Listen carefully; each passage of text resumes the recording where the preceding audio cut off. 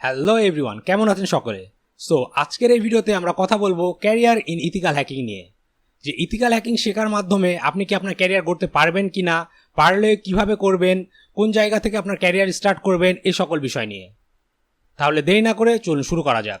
ওকে, so ethical হ্যাকিংয়ের career করতে হলে অথবা সাইবার সিকিউরিটিতে ক্যারিয়ার করতে হলে সবার প্রথমে আপনাকে দুইটি বিষয় জানা লাগবে। এই ইথিক্যাল হ্যাকিংয়েরও দুইটি পার্ট রয়েছে, একটিকে বলে রেড টিম, একটিকে বলে ব্লু টিম। রেড টিমের কাজ হলো সাধারণত ওয়েবসাইট হ্যাক করা, দেখা তাতে কোনো ভেনারেবিলিটি আছে কিনা, কোনো বাগ আছে কিনা, এই সকল বিষয়গুলো।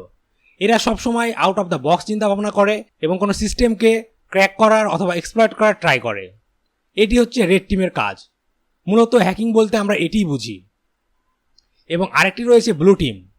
ব্লু টিমের কাজ হচ্ছে এই হ্যাকিংগুলোকে প্রতিরোধ করা। ধরুন কোনো ইন্ডিভিজুয়াল অথবা কোনো কোম্পানিতে কোনো ক্ষতি সাধন হচ্ছে, কোনো হ্যাকিং অ্যাটাক হচ্ছে, সেগুলো সম্পর্কে অ্যানালাইসিস করা, রিপোর্ট তৈরি করা এবং সেই হ্যাকারদের সম্পর্কে তথ্য কালেক্ট করা, এগুলোই হচ্ছে ব্লু টিমের কাজ। এবং এই রেড টিমের সদস্যগণ কীভাবে একটি সিস্টেম হ্যাক করলো, এই সকল বিষয়ে অ্যানালিসিস করে এগুলো ইনফরমেশন কালেক্ট করা।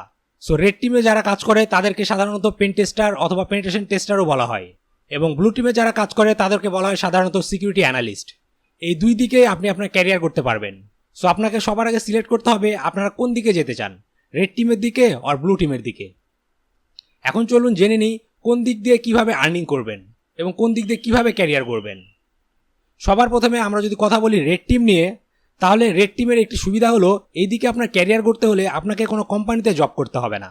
কারণ অনলাইনে এরকম অনেক মার্কেট প্লেস রয়েছে যেখানে আপনি আপনার ইথিক্যাল হ্যাকিং স্কিল দিয়ে হিউজ পরিমাণে আর্নিং করতে পারবেন। যেমন ধরুন ফাইবার, আপওয়ার্ক, ফ্রিল্যান্সার, এছাড়াও আরও বিভিন্ন ওয়েবসাইট রয়েছে যে সকল ওয়েবসাইটে বড় বড় টেক জায়ান্ট এবং টেক কোম্পানি তাদের ওয়েবসাইট এবং সিস্টেমকে দিয়ে রাখে হ্যাক করানোর জন্য। সেখানে তারা দিয়ে রাখে যে তাদের ওয়েবসাইটটিকে হ্যাক করতে হবে অথবা পেন টেস্ট করতে হবে, এবং আপনি যদি করতে পারেন তাহলে আপনাকে এত থেকে এত ডলার দেওয়া হবে। আপনি যত বড় বাগ খুঁজতে পারবেন অথবা যত বড় উইকনেস খুঁজতে পারবেন তত বেশি অ্যামাউন্ট আপনি পাবেন। সো এভাবে করে আপনি রেড টিম থেকে কোনো কোম্পানিতে জয়েন না করেও আর্নিং করতে পারেন।